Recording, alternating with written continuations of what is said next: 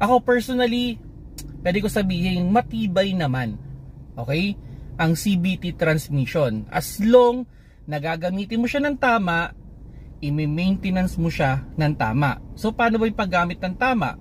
So as much as possible, iwasan natin dito yung parang racing o yung biglaan nating iaarangkada.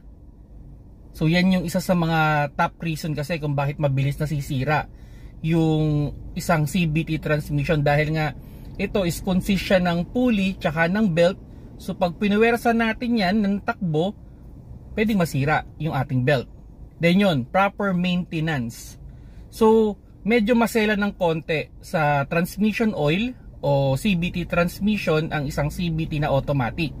So kung ano yung brand, okay, o ano yung recommended na oil para doon, yun lang dapat yung inyong gamitin. Ako, mas recommended ko, no, na pag may CVT transmission ka, kailangan mo ng transmission oil or fluid, saka na bumili para wala kang magiging problema. Aside dun sa, syempre kailangan mo rin palitan yung filter nya.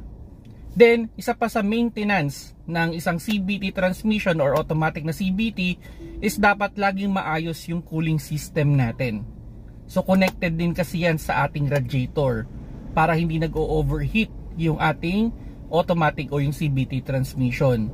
So yun mga paps, no, in terms of tibay, matibay siya, properly use and proper maintenance. Actually, I have a CVT transmission na Mitsubishi Mirage before, and umabot siya ng 320,000 kilometers na hindi naman nasira yung CVT transmission niya.